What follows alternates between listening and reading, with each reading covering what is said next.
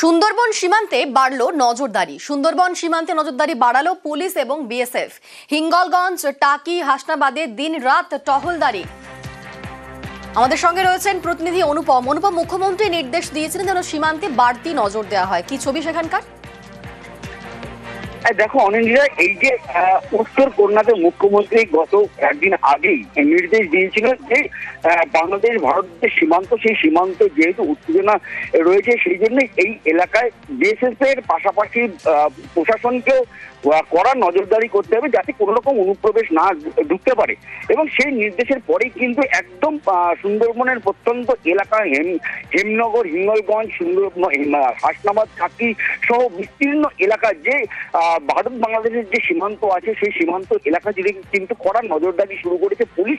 একদম বিএসএফ কে সঙ্গে নিয়ে যৌথ টহলদারি করছে তারা 24 ঘন্টা, দিন রাত 24 ঘন্টা কিন্তু তারা টহলদারি করছে একদম সীমান্তবর্তী এলাকায়। এবং গ্রামের বাড়িতে বাড়িতে ঢুকে তারা মানুষের কাছে জিজ্ঞাসা করছে যে কোনো অনুপ্রবেশকারী বা কোনো রকম সন্দেহভাজন গ্রামের মধ্যে লুকিয়ে আছে কিনা বা কেউ আশ্রয় দিয়ে দিচ্ছে কিনা সেটাও কিন্তু তারা খতিয়ে দেখছে। এক কথায় বলা যেতে পারে মুখ্যমন্ত্রীর এই নির্দেশের পরে একদম কড়া নজরদারি একদম সীমান্তবর্তী এলাকায়। বেশ, ধন্যবাদ। আর উত্তরবঙ্গ সফরে গিয়ে সীমান্তে নজর বাড়ানোর কথা বলেছিলেন মুখ্যমন্ত্রী মমতা বন্দ্যোপাধ্যায়।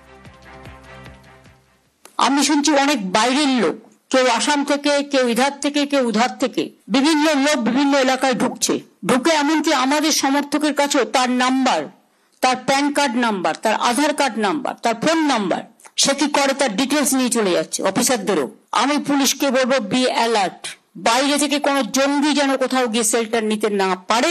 আর তেমনি যারা মানুষকে মিথ্যে কথা বলে মানুষের জিনিসপত্রগুলো হাতিয়ে নেওয়ার চেষ্টা করছে, অথরাইজড লোক ছাড়া কেউ কাউকে কোনো ডিটেলস দেবেন না। এরকম অনেককে ধরা হয়েছে। ঝাড়গ্রামে একটা টিম ধরা পড়েছে, মালদা, কোচবিহার, কলকাতা, ডায়মন্ডের অনেক জায়গায় ঘুরে বেড়াচ্ছে। চোখ কান খোলা রেখে সবাই কাজ করলে একজনের পক্ষে সম্ভব নয়, ভিজিল থাকতে হবে। যত বেশি ঘোরা যাবে পুলিশের ভ্যান নিয়ে, মানুষ তো জানবে যে অ্যালার্ট আছে। বর্ডার এরিয়া খুব সেন্সিটিভ, বিএসএফ এর দায়িত্বে আছে বলে আপনারা আইসিরা, ওসিরা সব চোখ কান বুঝে বসে রইলেন না, সেটা হয় না। এবং পাড়ার ক্লাবগুলোকে হাতে রাখুন। দেগঙ্গার দিকে নজর রাখবো। দেগঙ্গায় খেলার মাঠ দখলের অভিযোগ উঠছে। খেলার মাঠ ঘিরে দুই নেতার দ্বন্দ্ব প্রকাশ্যে। নেতার মদতে খেলার মাঠ দখলের অভিযোগ, প্রধানের বিরুদ্ধে মদতের অভিযোগ করছেন গ্রামবাসীরা। এই জমিটা খেলার মাঠ ছিল, প্রধান ওনার বুথের লোক এনে গাছ জোড়ে আমাদের যে উপপ্রধান আছে তাকে না জানিয়ে, আমাদের এখানে গ্রামের যে নেতৃত্ব আছে তাদের না জানিয়ে এই জমিটা চষে চলে গেছে। ভেস্টে নেন, মালিক তো আমরা দেখিনি। সমস্যাটা হয়েছে এই জমিটা আমরা তো ছোটো থেকে, মানে যবে থেকে হয়েছি, জ্ঞান বুদ্ধি হচ্ছে তবে থেকে জমিতে খেলি। তারপর আমাদের প্রধান সাহেব এসে জমিতে এসে ট্র্যাক্টর নিয়ে চষে দিয়েছে, খেলতে বলতে দিচ্ছে না, জোর করে দখল করছে। এখন বলছে দেবে না, আর মানে কেউ যদি কোনো কথা বলতে যাচ্ছে তার নামে থানায় এফআইআর করে দিচ্ছে। আমরা চাইছি মাঠ দখল হতে আমরা দেবো না।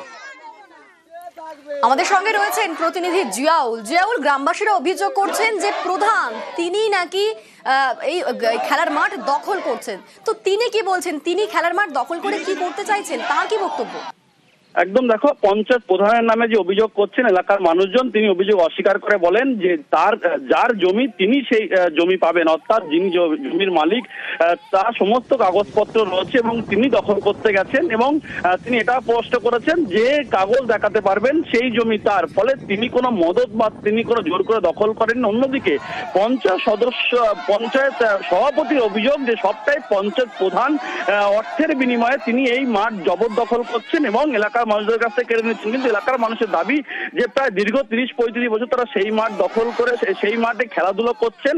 ফলে হঠাৎ সেই মাঠের জমির মালিক তিনি গিয়ে সেখান থেকে বার পোস্ট তুলে দেন, খেলার মাঠের বার পোস্ট, এবং সেই জমিতে ট্র্যাক্টর দিয়ে চষে দেওয়ার অভিযোগ ওঠে। কিন্তু জমির মালিকের স্পষ্ট দাবি তিনি তার জমির মালিক 2010 সালে তিনি জমির মালিকের কাছ থেকে জমি কিনেছেন, সমস্ত কাগজপত্র রয়েছে, কিন্তু এলাকার মানুষ জবরদখল করে খেলার মাঠ দখল করতে চাইছেন।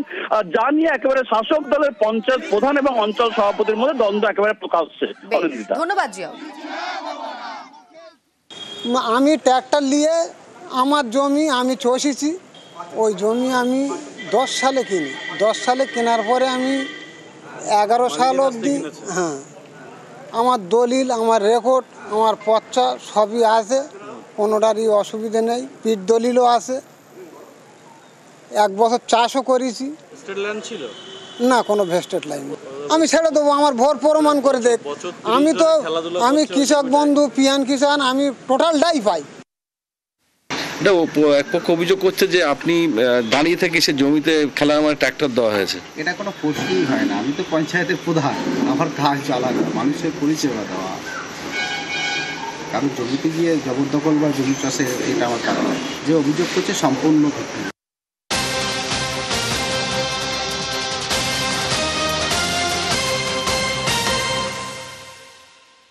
একটু উলুবেড়িয়ার দিকে নজর রাখবো। উলুবেড়িয়ায় প্রকাশ্যে দুষ্কৃতী দৌরাত্ম্য, বাড়ির সামনে থেকে বৃদ্ধার হার ছিনতাই, বৃদ্ধার গলায় ছুরি ঠেকিয়ে লুট করা হয়েছে হার এবং দুল।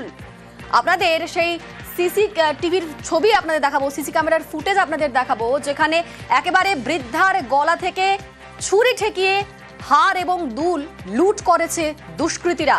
দেখুন যে ছবি আপনারা দেখতে পাচ্ছেন, বাইকে করে এসে ছিনতাই করে দুই দুষ্কৃতী, ঠিকানা জানার নাম করে প্রকাশ্যে ছিনতাই। সিসি ক্যামেরার সেই ফুটেজ আপনাদের দেখাচ্ছি।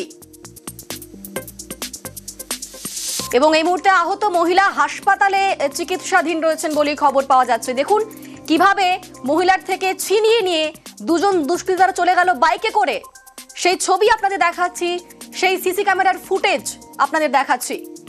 আমাদের সঙ্গে সন্তু রয়েছেন। সন্তু, যে ছবি আমরা দেখতে পেলাম, রীতিমতো দুঃসাহসিক দৌরাত্ম্য বলাই চলে। পুলিশ কিছু কিনারা করতে পারলো এখনো পর্যন্ত? পুলিশ কিন্তু এই মুহূর্তে ঘটনার তদন্ত শুরু করেছে। যেটা জানা যাচ্ছে, উলুবেড়িয়া পৌরসভার 29 নম্বর ওয়ার্ডের চৌধুরীবাড়িয়া এলাকার ঘটনা। সেখানে 70 বয়সের এক বৃদ্ধা বাণী রায়, এলাকারই বৃদ্ধা, তিনি কিন্তু ভোরবেলা বাড়ির কাজ ছাড়ছিলেন। সেই সময় দুই যুবক বাইকে করে আসে এবং তা প্রথমে বৃদ্ধাকে জানতে চান নিমদিঘি যাওয়ার রাস্তা, অর্থাৎ 16 নম্বর জাতীয় সড়কের যাওয়ার রাস্তা কোন দিকে। তিনি যখন রাস্তাটা দেখাচ্ছিলেন সেই সময় কিন্তু বাইক থেকে একজন নেমে তার কার্যত একটি ধারালো অস্ত্র দেখিয়ে তার কাছে একটি গলায় হাত ছিল এবং কানের দুল ছিঁড়ে নিয়ে চম্পট দেয় এবং রক্তাক্ত অবস্থায় বৃদ্ধা কিন্তু চিৎকার করতে থাকে। কিন্তু সেই সময় যেহেতু ভোরবেলা কেউ বাড়ির বাইরে ছিলেন, সেই সুযোগে কিন্তু দুষ্কৃতীরা পালিয়ে এবং এই মুহূর্তে কিন্তু তাকে চিকিৎসা করিয়ে বাড়িতেই আছেন এবং স্থানীয় বাসিন্দারা যেটা জানাচ্ছেন যে প্রকাশ্যে এইভাবে কিন্তু ওই এলাকায় আগেও এরকম ঘটনা ঘটেছে চুরির, সেক্ষেত্রে কোনো কিন্তু কিনারা করতে পারেনি উলুবেড়িয়া থানার পুলিশ, যাতে ফলে কিন্তু আতঙ্কেই আছেন ওই এলাকার বাসিন্দারা, এমনটাই দাবি করেছে স্থানীয় বাসিন্দারা। এখানে জাস্ট ঝাঁট দিচ্ছিলাম, বাইক এসে এখানটা জাস্ট আমার কাছে দাঁড়িয়ে পড়ে জিজ্ঞেস করছে যে নিমদিঘি যাওয়ার রাস্তা কোন দিকে। তখন ও বাইক থেকে নেমে পড়লো, পেছনে যে ছেলেটা ছিল, তখন বলছে যে বলে আর কিছু না বলে আমার গলার হাতটা ছিনিয়ে নিল। নেবার পরে তখন আমি খুব চেঁচাচ্ছি, আমি কী হয়েছে ওরকম ঘাড় নিচ্ছেন কেন? তখন বললো একটা আমার মুখের কাছে একটা এরকম বড় ছুরি ধরলো, ছুরি ধরে কানের টাইম খাঁচাং করে টেনে নিয়ে, আর বাইকটা আমাদের গার্ডওয়ালের ওপাশটাই রেখেছিল, তার ওপরটা গিয়ে সঙ্গে সঙ্গে বাইকের 2জন। আতঙ্ক মানে আমার খুবই, এখনও আমার বুকটা ঢিপঢিপ করছে, ভয় লেগে গেছে যদি বুকটা গেঁথে দিত ছুরিটা।